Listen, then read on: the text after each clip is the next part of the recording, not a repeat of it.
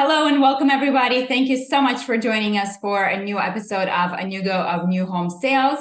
I'm your host, Anya Chrisanthon, and joining me today is one of A New Go's own, Andrew Poon.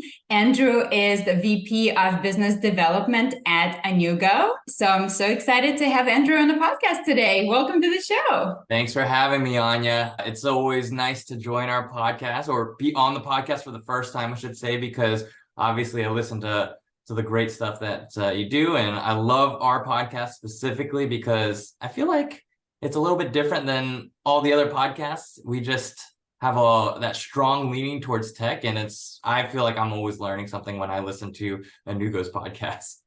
Well, thank you for the plug, and I'll give you your commission later for that. for that. So, Andrew, as always, I like to start things off by giving our listeners a little bit of a background story on who you are, how did you get here? So, spill the beans. Tell us what's what. Yeah, I have a crazy kind of twisted story in how I got here. I actually have been at A New Go for 4 years, but I graduated actually with an engineering degree and worked in the aerospace industry.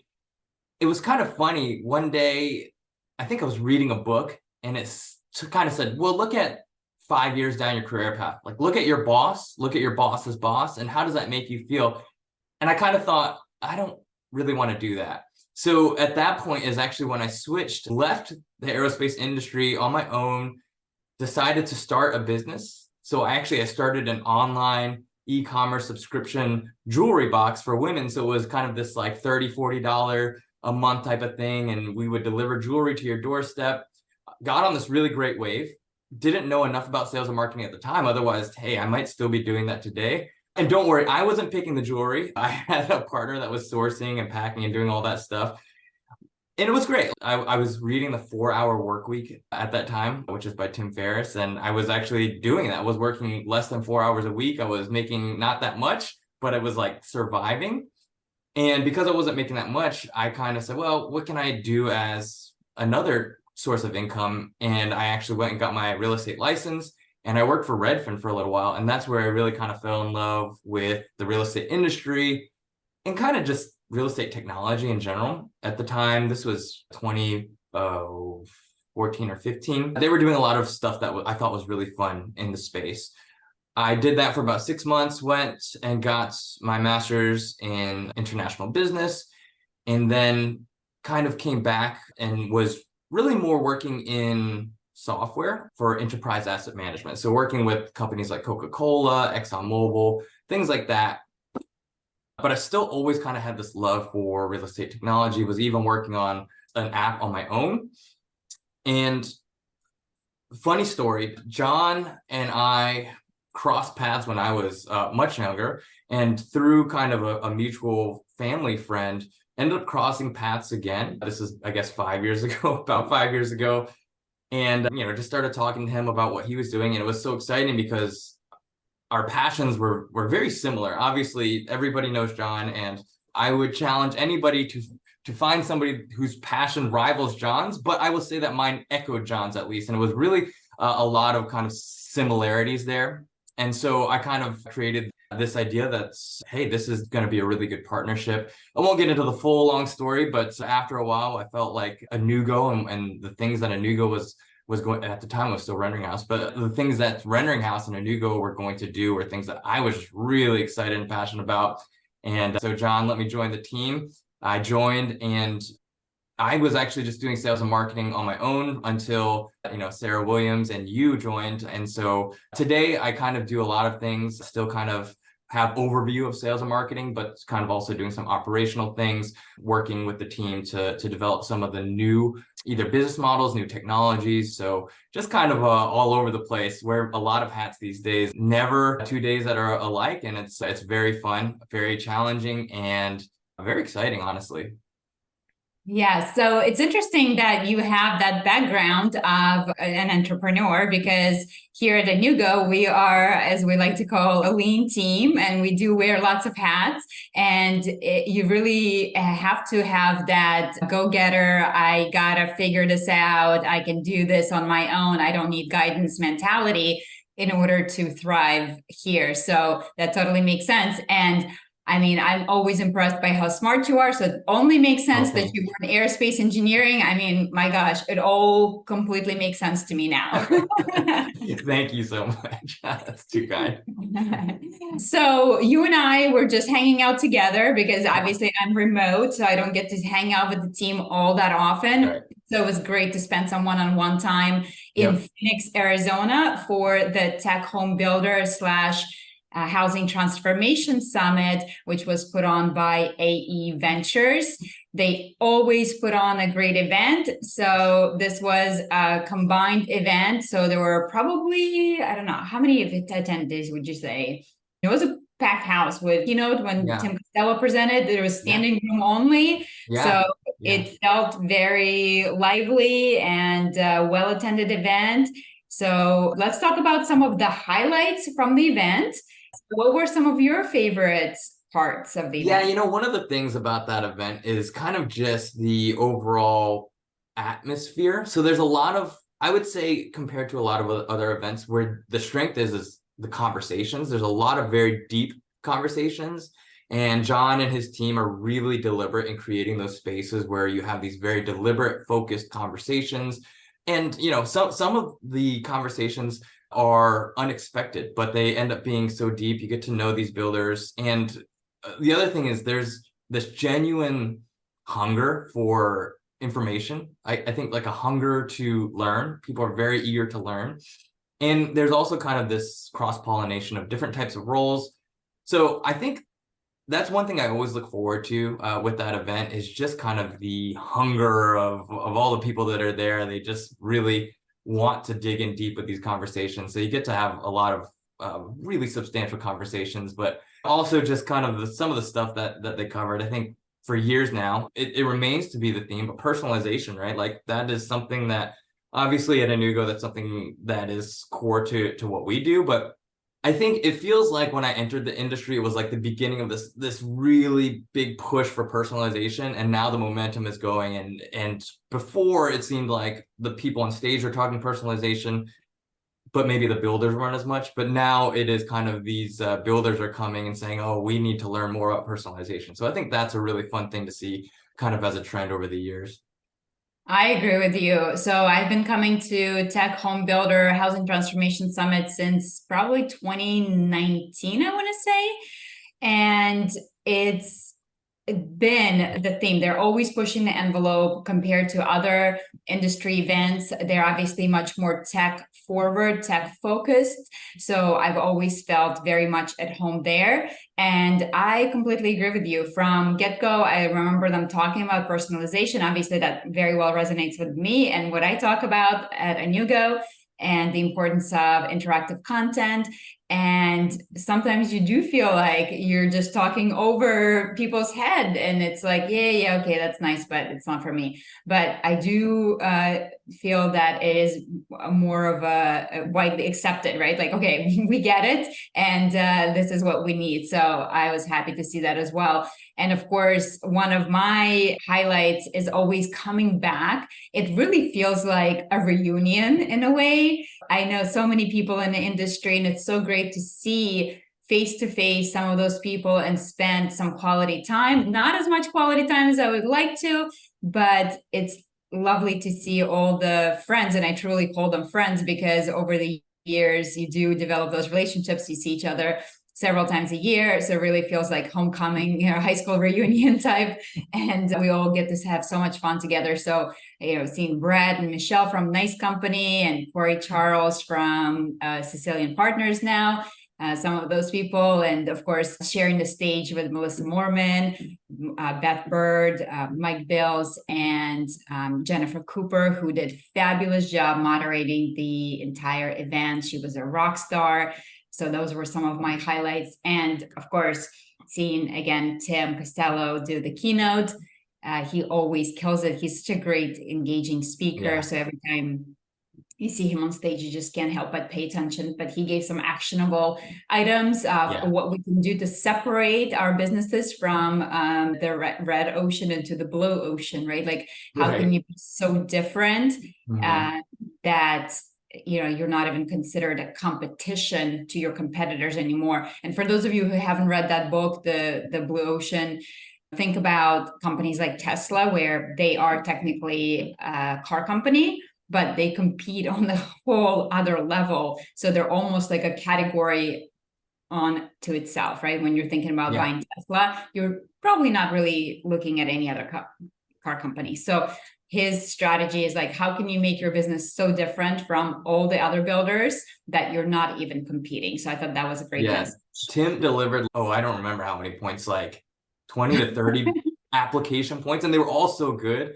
And it was funny because during the conference, several people brought up, apparently one was particularly memorable, which was plan for families with dogs, right? Like there's so much planning and house buying trends towards having dedicated things for your dogs or your pets. And I thought that was interesting. It's like, it's really a trend with millennials. And I know you and I are both millennials technically, and it's really interesting because I think that's also kind of this shift where early on, especially a couple of years ago, I think I was like, oh, I'm not a millennial, I'm not like them. And now it's really becoming, hey, millennials are the ones that are really tech focused and tech forward and driving this push towards a lot of these things. So now it's like, I don't know if you feel the same way, but now I'm like, oh, I'm actually proud to be millennial because I feel like, first of all, we're proving ourselves in the workforce. But second of all, I think that there's a lot of things that's as far as the trends and adopting new technology that we are definitely at the forefront of. So I also enjoy that too. I think there's just a lot of open-mindedness towards, how do we actually adapt towards this big wave of millennial buyers? Mm-hmm. Well, that's so interesting because, how you said technically we're millennials. I don't know if you're throwing shade at me being the last year being a millennial or what you're implying over there, but I actually associate as Gen Z. Thank you very much. No, it's such a wide range. It depends on where you Google it. Like millennials could mean a bunch of different things, and I think right. I'm just there's giving a big you a hard wide time. range. Some people I'm giving you a hard time, but it definitely is interesting to see those trends, right? And that is one of the things that we learned during the summit is where the trend of home buyers is shifting, what types of homes they're looking for. And it was kind of eye-opening in a way. I mean, we knew that the trend is going to smaller homes, smaller square footage. Yeah. But what was interesting to see that almost majority of the buyers now are single people. It's now no longer your traditional family with two children or whatever. It's a single buyer. And like you said, oftentimes what pushes them into buying a home instead of continuing to rent is a dog or a cat. It's the pet. And so when these millennials and now even Gen Zs are starting to enter that, they become pet owners, and now they want to buy a home for their pet. They're not buying because of themselves, but they're buying their pet. So that tells you, how can you, one, think about the different types of homes you can sell. So they talked about the example of, I want to say, a community that was built by Lennar, that is what they're 1 to 2 bedroom, 400 square foot homes, standalone homes, tiny homes in a sense, because that is where the market is. And they're priced about $100K, which is affordable for that generation, for that market segment. So it perfectly makes sense. So I think the message is, make sure that you're paying attention to where those trends are going, and you're not continuing to build those 4-bedroom homes for the family that is not primary buyer anymore. So, and one of the things I love about our technology, obviously, is all the great insights that we provide, where you can see exactly what those trends are. So you don't have to rely on some external market research. If you can see what your shoppers are doing on your website through interactive content, as they're clicking on floor plans, as they're exploring colors and schemes, you can see the trend going to that smaller square footage. So now as a builder, you can very easily pivot your business to say, hey, can we offer more of that same floor plan, or maybe even a smaller floor plan? If you've only built 3 bedrooms and you never offered 2 bedrooms, hey, it is an opportunity. That is your blue ocean opportunity. smaller homes, more affordable homes. And we know affordability is a major issue in this country. And I think this month they actually just came out with a new index, which is not surprisingly the lowest affordability index in history since they started tracking. But let's transition a little bit into the boardroom presentations, because obviously one of the beauties of this event is that you, like you said, the conversations, and some of those conversations take place either during the one-on-one meetings or in a boardroom style presentation, where essentially vendors have an opportunity to present for half an hour to a group of individuals, to home builders who may be interested in their products and services. So I know that, Andrew, you took that opportunity to really educate our builders about AI, because AI has been a hot topic of conversation since ChatGPT made its splash. But I think for most people, when they think about AI, they think ChatGPT, and there's a lot more to it than ChatGPT. And actually, it's funny, yesterday I was scrolling Facebook and I saw somebody post. It said, "Do you trust this new AI technology?" And the comments were just hilarious. It was nope, nope, nope, nope. And it's like, oh, well, that's why I'm not going to use it. And it's like, okay, so there's a lot of misconceptions, misunderstanding when it comes to AI and technology as a whole. So I'm a big believer, obviously you're a big believer, at Anyugo we're big believers in technology, that it can be used for good. It can be used to help make our lives much easier as sales and marketing people, and it can make our businesses much more efficient, lean, and it can provide a much better customer experience, which was the topic of the conversation for your boardroom. So if you don't mind taking us through the presentation, I think it would be very interesting for our listeners to hear that. I'd be happy to. I think in our industry, most talks that I've heard on AI, we talk a lot about AI applications. And that's why you said, oh, when we think of AI, we think of ChatGPT, like right off the bat, which they have made huge strides into making, especially generative AI, accessible to a lot of people. So I get that. But I think one of the things that we miss there is kind of the foundational points of AI and how it actually works, right? So how it works versus the application and how it works. Like if you know how it works, then you're going to be better set up kind of for the future and all the applications that can take place. One of the things that I kind of said at the beginning of my talk was like, hey, we all actually have varying knowledge when it comes to AI. Some people don't know much. Some people think AI is ChatGPT. Everybody at this point has heard of it, but there are kind of these large ranges of knowledge as far as AI. So kind of how we did it was we said, hey, what's the impact of digital content on AI? And specifically, how is deep learning going to evolve the customer experience? So what I kind of walked them through is like, there's actually these different types of learning, and it's really generations of learning. And I say generations because one type of learning births another type of learning, births another type of learning. So I'll kind of explain that.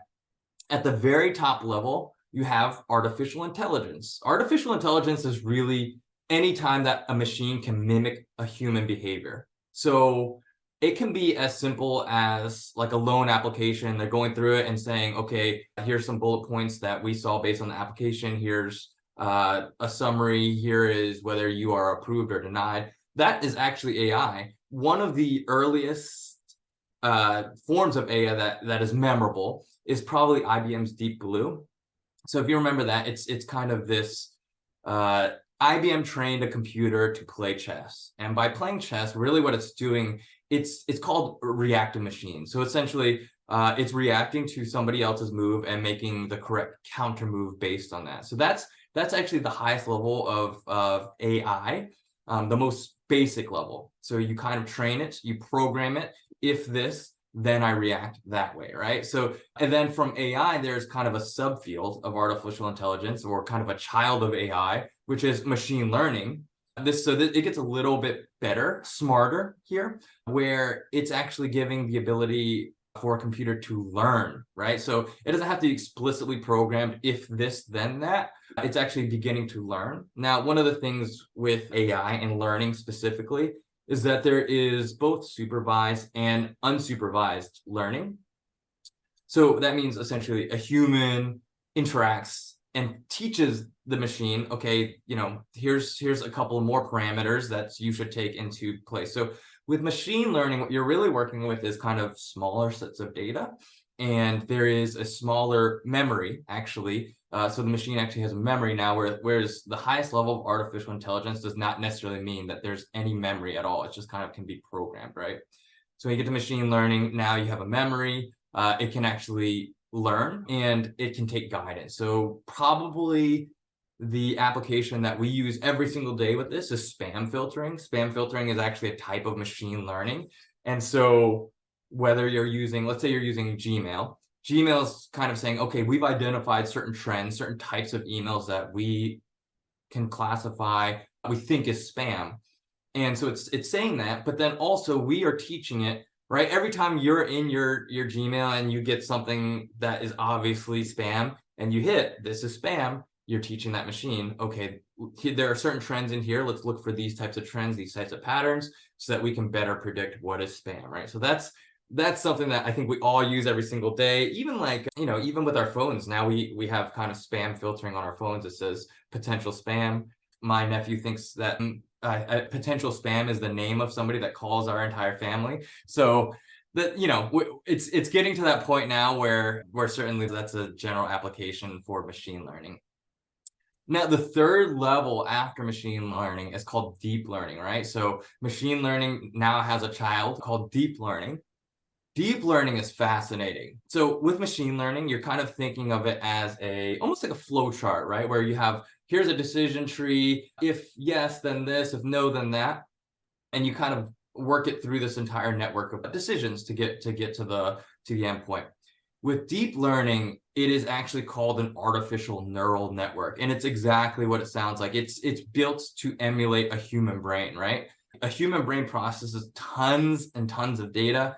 It makes connections where connections may not be natural, but the human brain is able to do these things, right? Because essentially what you have with a neural network is millions of data points that then crossfire to all these other great data points to then create something as an output, right? So what this does is it has this extended amount of learning. It collects massive amounts of data, and that allows it for deep learning to recognize certain patterns and then also make accurate predictions, right? So a couple of different types of deep learning. You have your virtual assistants that we all use every single day, whether that's like Alexa or Siri or Google. I don't want to activate mine, but that's certainly one type of deep learning that's happening. And then what has taken storm to every industry is actually generative AI. So that is things like generative chatbots or image generation. So we always say Chat GPT. Well, the G stands for generative, right? So it's generative pre-trained transformers. And so generative can only really happen at this deep learning level where you have tons and tons and tons of data, and it's able to fire all these neurons and then essentially create a very intelligent response to that. So I think the good example to think of like early generation AI to versus now is most of home builders are probably familiar with some sort of a chat function that was available a few years ago on a builder's website where you can plug it in, and essentially when your OSC team is not available, you have this chat, right? So, and like I said, the way it works is it is a decision tree, right? So if you ask it for an address, it's okay, so this is the address. If you ask it for yes or no, it knows how to answer, but it's not able to generate answers on its own unless it was programmed to with those responses, where now ChatGPT is really a whole other step in the other direction where it's able to generate answers on quote unquote on its own without being programmed with this decision tree. Yeah, definitely. And I'll geek out a little bit more. I feel like I'm almost at that cusp of like, okay, don't get too much further into it, Andrew, otherwise, but even cooler with deep learning, there's different types of learning frameworks. And one of them is actually called the general adversarial network. This is really interesting. It's actually this type of learning model where the machine has essentially two learning engines. One is creating content, and then the other one is actually testing the content. So it's actually trying to fool itself by creating stuff, and then it needs to actually pass kind of this other test of whether it's real or not. So that's actually in its own, it's teaching itself, right? So that's where we're getting into this deep learning, where it's unsupervised learning, right? So it's pretty interesting. Yeah, and I think this is where things are going to get real exciting, and they're starting to develop a lot faster than we've ever anticipated, ever expected. So I think, Yeah. Again, it's a good topic to pay attention to. Yeah, I mean, it makes it almost sound scary, but one of the nicknames for that type of generative adversarial network is the master of forgery, right? It's actually trying to teach itself to copy things or to make things that are hard to tell that they're not real, right? So like an example, if you go back, one of the very first examples of a generative image is actually, so back in 2015, they were teaching a machine to auto caption an image, right? So let's say it's an image and you have a person and a tree. It's essentially teaching the computer, label the person, label the tree, give us these captions. And then Essentially somebody said, recognize, right? Like when I show you a picture of somebody, you need to recognize that this is a person. Exactly. I mean, back then it was even more primitive than that. It was just, yeah, can you recognize the object, right? Now we have kind of facial recognition, which is actually putting a lot more data points and kind of mapping out people's faces so that it can kind of better identify it. But yeah, it's essentially the beginning of that was, 2015, which is less than a decade ago. And what they said was, hey, let's like flip the logic and see, rather than it captioning a picture, what if we provide it with kind of a caption and see if it creates a picture. They said, hey, a green school bus parked in a parking lot. It's just literally like kind of green blurs and smudges. Like if you squint your eyes and like, I mean, it certainly like has some sort of form that There's you can no say, way you would okay, have been able to tell that that's a school bus. Though, if you guys Google that picture, there's yeah, no way. It's just a blah on the screen. it's a good starting point for the imagination is probably the best way to put it. Right.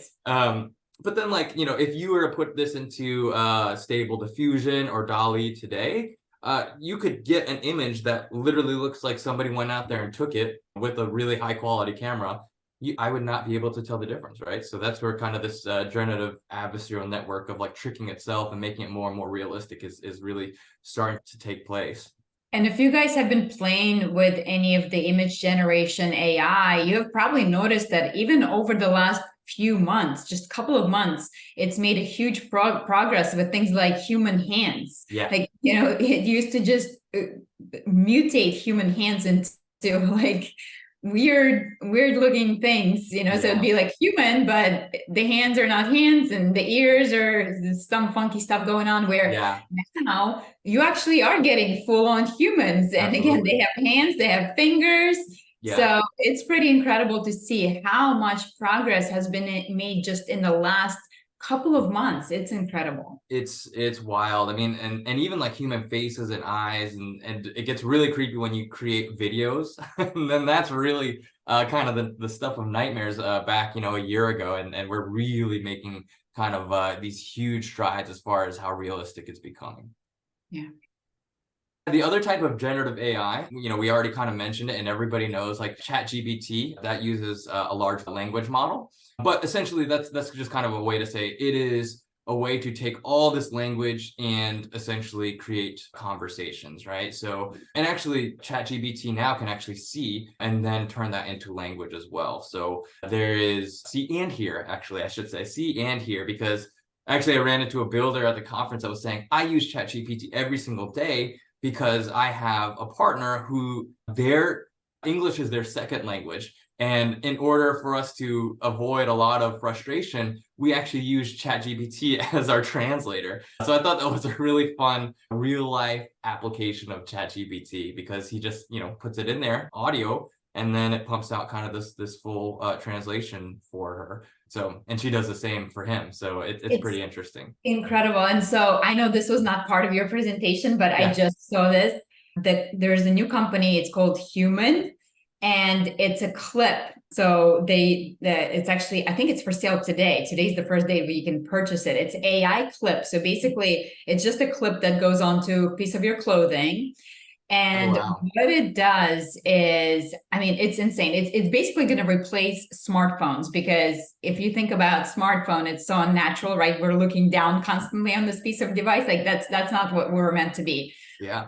So one of the things that this AI clip can do is, say you travel to a foreign country and say it knows you went to Korea, okay? So you can just talk to a person next to you and you can say whatever you want to say. It will automatically translate it into Korean. They will answer in Korean. It will automatically translate it back in English to you. Yeah. And then it can generate images in front of your face. So if you want to ask it something, it can show you an image in like 3D right in front of you.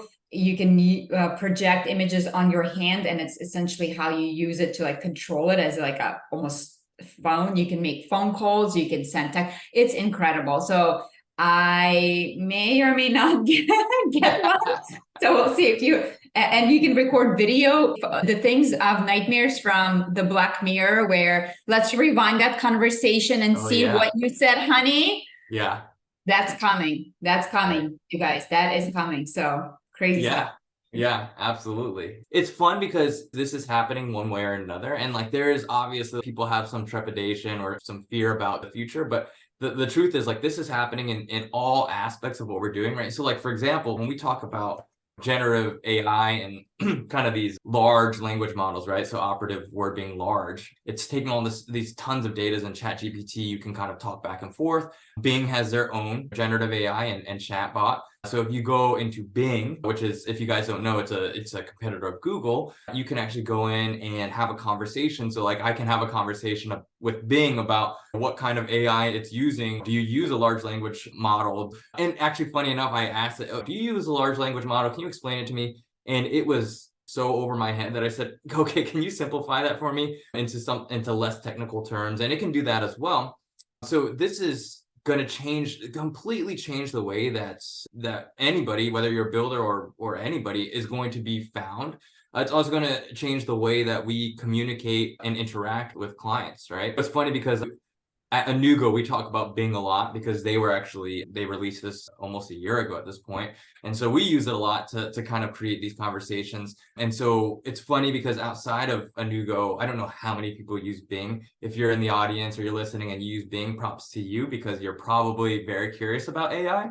But Google is actually coming out with their own thing called the Search Generative Experiences. I don't know how or who it selects, but I actually had the opportunity to try it out the other day. I was on Google and it said, would you like to try? And I ended up having a conversation with Google, and I asked, what's a good new construction builder in the Raleigh area? If you're starting a family, it's kind of listing all these things and the benefits of each one.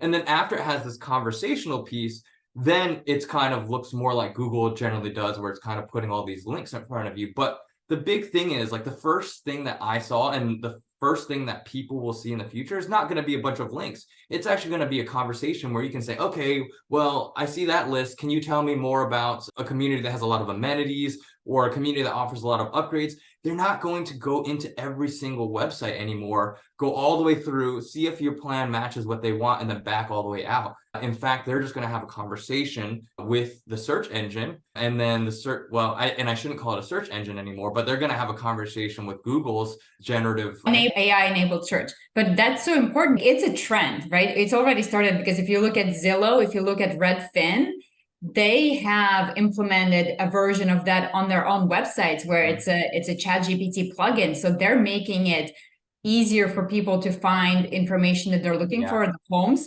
by just simply chatting. And it's nice because you would chat with it like you would with the real estate agent, right? You're not limited to 3 keywords. Right. You can say, hey, I have a large family. I have 2 dogs. I really need a big yard, and it has to be fenced in because, they're huskies, they'll run away, whatever you would say to real estate agent. So that is very, very important point to understand. Yeah. And like a lot of people always say, like, well, the salesperson, the personal touch is never going to go away. It's always important. I agree with that. But I think really that's the in-person relationship, right? The online relationship is going to be completely different because here's the truth, right? You could have the best, most seasoned salesperson or OSC on there, and I mean, I know that I can't make the types of connections that AI can make, right? I can't actually pull in all that data, right? That neural network at that point is so much more massive. Even though you think I'm smart, Anya, I promise you AI is Yeah, infinitely not as smarter smart than as me. AI, let's be honest. Plus, I think there's also another factor to consider, and I think it's specifically true to millennials, maybe younger generations. I don't know so much about boomers, but there is a factor that I am personally more likely to chat Yeah, if I know it's a machine. yeah, If yeah, it's a absolutely. human, I don't know what it is, but it's like a salesperson thing, right? Like Yeah, when you feel like they're gonna sell you, I'm not as excited about chatting with the human to ask yeah, questions versus if I know it's AI. I'd rather chat with AI. I do think there's definitely that slant in a younger generation yeah. to AI preference. Yeah, there's the fact that we kind of like ghosting conversations, right? Like we like to just be able to exit a conversation with no questions. And I think that there is an element of like when we talk to a salesperson, it doesn't feel like we can just leave at a moment's notice. It feels like we're a little bit more trapped. I'm sure there's some sort of a psychological study or some sort of papers out there about why we're like that. But there's definitely something for me where I'm like, yeah, I want to just get the information and then be able to stop the conversation and not feel like I'm being rude or that I'm trapped in the conversation. I think there's definitely an element of that as well. For sure. And I think it fits into the whole trend of self-service. You Yeah. know, we've seen the rise of self-service from people wanting to do things on their own Yeah. longer. And I think Tim Costello actually said that it's kind of like that Amazon effect where it is true. People on average spend about 30% more in their Amazon shopping cart versus when they go out and shop in person. And that's because they are selling themselves on all those items on Amazon versus outside, they're being sold. Right. Nobody likes to be sold to, but if we sell Yes. ourselves, that's totally cool. So I think it's very similar kind of a feeling to it. Yeah, and I think I don't remember the numbers that he brought up, but when somebody sells themselves, they spend more money. They just do. About Um, 30% more. Yeah, okay. Yeah, it's significant, right? So absolutely, like that's the customer. And I think this signals a huge shift in just kind of how customer experience will be done. Like it's already shifting, but like this is a huge shift in customer experience. And what we can kind of understand already is that better AI is going to equal a better customer experience, right? And more specifically, the types of AI that people want to interact with these days, those are the things that are leveraging deep learning. So that's something that I think we really need to understand is that it's not just necessarily a program, oh, if this, then that. We've actually been using AI for decades, or for a decade probably is more accurate already. But as far as kind of these deep learning applications that we're starting, that's relatively new. But that's what people are starting to really very quickly grow accustomed to, right? Like people are just expecting that already, that they can do those types of things. And the thing, just to kind of rehash the point, but like better AI and deep learning, that means that you have to have a ton of data, right? Just to kind of bring it back to, there's a neural network that needs to be created. So there has to be like millions of points of data for there to be really good generative AI, for there to be deep learning to create that generative AI. So we really need to figure out, okay, where do we get more data from? Is it from blogs? You know, that's how SEO works. You know, we kind of give all these keywords, teach these search engines what we're about by doing these meta descriptions and these blogs and things like that. That amount of data is not going to cut it. It's not. You could write thousands of blogs and it's still not going to create the type of information that the generative AI needs or that deep learning needs to create these neural networks. So it requires massive amounts of data. So one of the ways that we can really start to create that is really more interactivity. So at Anugo, we've been talking about interactivity as far as like engagement and all these things for years and years. But now probably the most important thing to me about interactivity is that it is the only way that our industry can really quickly get to this generative AI because of the massive amounts of data that we can collect very quickly from interactivity, right? So you got to think per individual, they are doing all these different customizations, doing all these different combinations of things.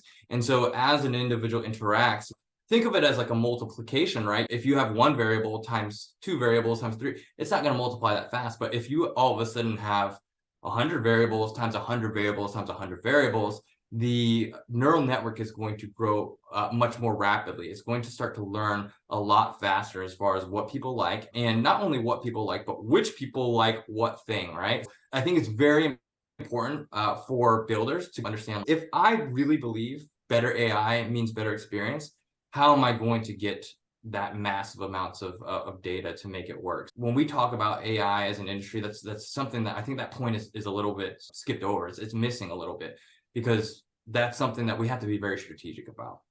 I agree with you. And I think, Andrew, everyone kind of knows at this point that trash in, trash out, right? Yes. So Yes. if you're going to rely on some third party data to give you this, it's going to spit out trash. So that's why interactive content is so important, because you are getting first hand data, zero party data. Essentially, they're telling you what they like, what combination of colors, what combination of options. And then the beauty about AI is that it does measure it up against other people who are very similar to you, right? So it's similar birds of the feathers flock together, right? So it's able to make those recommendations and make those predictions from that data. So yeah, 100%. It's so important to understand that.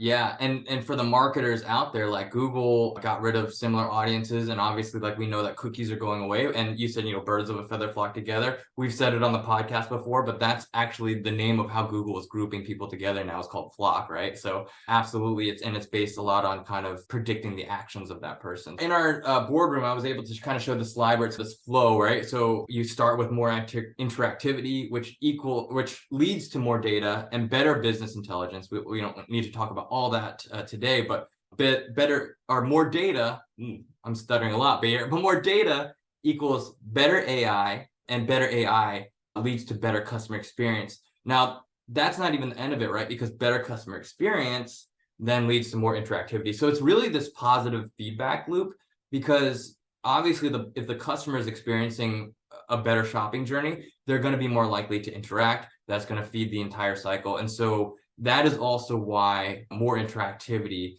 is going to feed this neural network much more rapidly, and allow us to get to a point where the industry can actually start to offer industry specific and even builder specific deep learning applications in generative AI.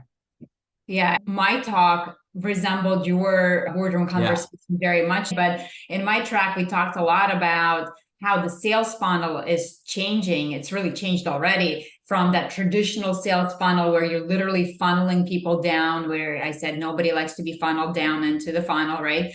Instead, it's more of that circle, and consumers at the center, and instead products are being brought to the consumer via that AI mechanism, much like you think about Facebook or Instagram, where the content is being brought to you based on your preferences from the past actions. So they're tailoring that content to you, they're delivering it to you. That ad that comes to you that you're like, oh my God, I've been looking for this is exactly what I need. It's being brought to you. And as you said, it continues all in a circle. You react, you interact with interactive content, and then we're able to tailor that marketing message better, right? Because now we learned about who you are. AI is going to amplify it and make that better. So it's kind of that circle with many points of entry, many points of exit, but the consumer is really now the center of it, and they're being served that information instead of being funneled down the funnel. Yeah, absolutely. At the end of the day, all this stuff, like more interactivity, like we know that from kind of an overall standpoint, that's just better for the user, right? Like I think 70% of online shoppers say that interactive elements can influence their purchasing decision. And then 55% of web users prefer websites that have interactive features over static ones. So like we see this trend, and like we said, like when a consumer can sell themselves, they're going to spend more money as well. So there's all these elements that kind of make interactivity a must at this point. All these things lead to, all right, if we were able to get all this stuff done and we have all this data, what types of applications could this deep learning or this AI have? I think that's really where it gets fun. This is where we're talking a little bit about the future, and John Lee has been on here talking about websites and things like that. So I'll just highlight two things that I think are really exciting applications for the future. The first one is builder-specific chatbots. If you are somebody that pays for ChatGPT 4, you can actually feed it information so that it starts to learn from that information. We've actually done it at Inugo and had conversations asking the chatbot, hey, I'm going to give you some information about my family. Which plans do you recommend based on that, right? Whether that's luxury options, the number of kids you have, that you work from home, you can enter all these variables in. It's going to actually say like, well, based on this, this is the recommendation. So for example, in the conversation, we asked ChatGPT, hey, to paraphrase, which plan has the most luxury upgrades?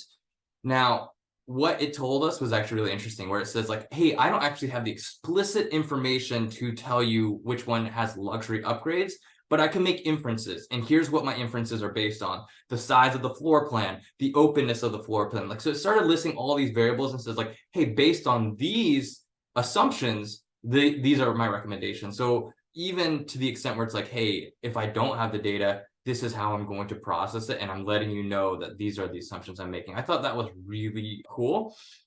But as we feed it more information, builders are going to be able to implement these chatbots. At the end of that chat, we actually said like, okay, we've asked you like 6 different questions. You recommended 6, plans for every single answer.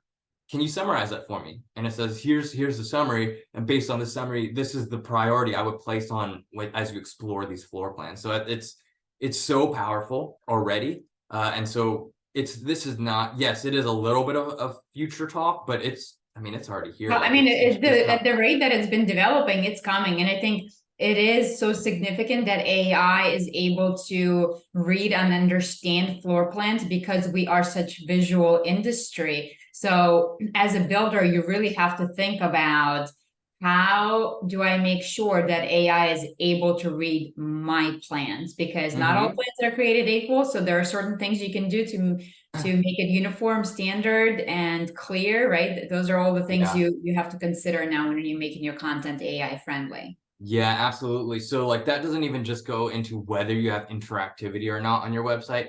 It actually goes into like how that interactivity is managed. So, how your content management system is actually working. So for those that are in marketing, how is your CMS smart enough to understand tags? Does it tag things on its own? We now have the ability to scan in a floor plan, and a lot of the tags as far as how we identify certain things, certain languages, a lanai is a screen and porch, like these things are already happening as far as our technology being able to smart tag that stuff, so that we don't have a bunch of people spending hours and hours teaching it every single word. So that's another thing, right? Even interactive content, there's different ways that data is collected and stored, and the ways that it's siloed. So certain ways are much smarter and much more built for AI and for neural networks. So yeah, so the bottom line is not all interactive content is created equal. So definitely, if you're in the market for interactive content, ask questions, and obviously would be happy to discuss how Inugo interactive content is really stellar for AI, because that's what we built this for.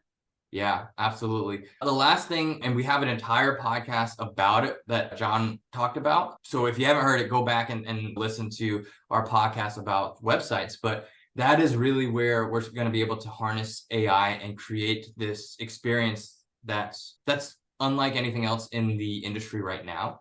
So essentially, it's kind of like you need to do this interactivity to get this data to even create a website of the future. So when I talk about website of the future, at the core of it, there's a lot of things that go into it, but hyper-personalization is probably the biggest thing, where there are no 2 shopping journeys that are alike. There are no 2 shoppers that are alike. So there shouldn't be 2 shopping journeys that are alike. So we are able to essentially understand that buyer very quickly. We can pull in some third-party data and get them started on the right point.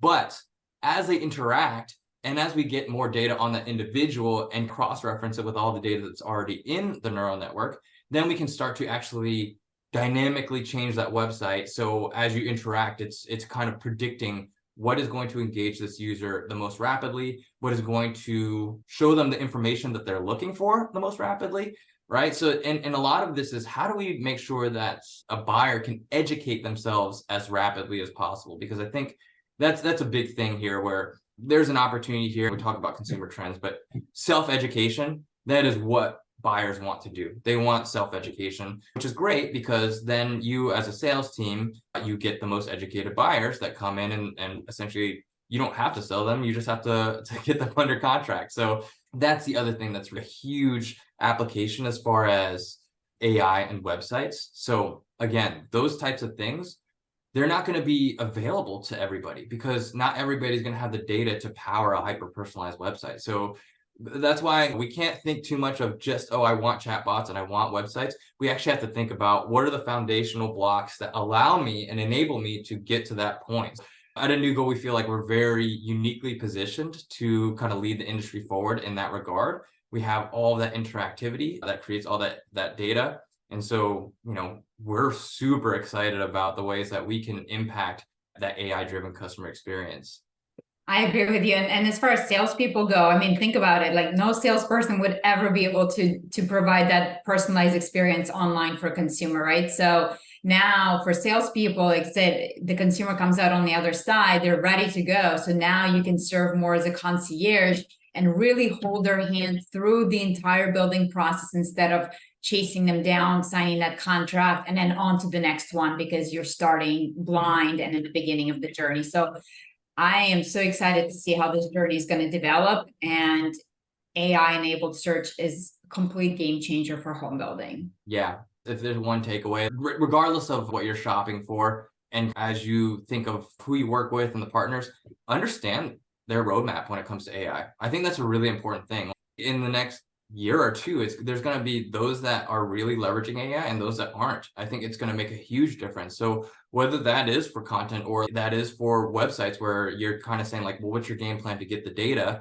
I think all of those things are super important as a builder to ask of your vendors. The answer to that is foundational in how you view your future relationship with them. So think about it, that's kind of like the dawn of AI right now, where we're in that phase. Right. Then we stepped up to the next thing, where it was like, okay, we need to make all of our websites mobile friendly, because that was the trend. Everybody was on their mobile device. So now the next step is to make all of your content AI friendly, because if your content is not being able to read, understood by AI, it's not going to show up in the search. And if you're not showing up in the search, you're out of luck, because there's no more links. It's conversational. And if you're not included in that conversation, it's going to be very difficult to show up again. Yeah, absolutely. I think as marketers, we're always, regardless of the times, we're always talking about, this is a paradigm shift. This is a paradigm shift. I'm very confident that this is actually a paradigm shift, right? Like a lot of times we use that as like some sort of like a gimmick or like some tagline, but this is like for real. This is a paradigm shift. And we're not just saying that. It's already happened. It's already happening. It's all over the place. And the way that you will interact as a consumer or as a builder and as a seller, it's going to be completely different. Right. And it's obviously already happening, and it's driven by consumers. You got to go where the consumers are and what they want to do and how they want to shop. So, okay. So as we wrap up our conversation today, obviously I am really excited to be home for a little bit longer now. I feel like our road season is finished. As much as I love these events, you come back like, whoa, what happened? Yeah. Although I was very well behaved during this last visit. I was adulting full time, which was very impressive. But yeah, so next thing we have is Team Inugo is going to be heading to the International Builder Show, which we hope to see all of you there. We're going to be there pretty much Monday through Thursday, most of our team. And we're so excited to meet you. Our team has, I want to say, 3 different sessions that we're going to be presenting. Of course, some of the topics are going to be AI. Specifically, John Lee is going to be doing a whole session on AI with some of the other industry leaders on that topic. So if you're curious to learn more about this, be sure to follow us on LinkedIn, where we post almost every single day, and it almost always involves AI. And then we hope to see you at the International Builders Show. Be sure to check out our sessions, and we can't wait to connect with you. And you guys, tell us what you want to learn more of. A lot of our clients have been coming to us and saying, hey, we really want to understand this. We want to understand AI, its impact, and how we need to be preparing. So we are developing some curriculum around this topic beyond IBS. And it's something that we're looking to launch potentially in 2024, bringing to our clients, maybe starting locally in the Raleigh area where our headquarters are, and having those conversations in a group setting to answer the questions and kind of provide that guidance. But let us know if you guys want to hear more of this. Sometimes it feels like a one-sided conversation. We're not sure what you were thinking, but I hope that you do find value in these conversations that we bring to you. So thank you for tuning in once again. And Andrew, thanks for making your debut. We'll have to have you back on the podcast again to share your smarts with us. So thank you. And I will see you in December in our headquarters. I'm excited to visit our headquarters for the very first time, actually. So yeah, next time I'll send my personalized chatbot in my place, and it'll actually have a much smarter conversation, but that's a whole other topic for another time. All right. I mean, hey, it's already happening. I know Robbins already has his, and I think Kendall Jenner. So there's a lot of celebrities that have their own personal AI replica, essentially. So that's kind of interesting where it's going. So thank you guys for tuning in once again, and we'll see you next time.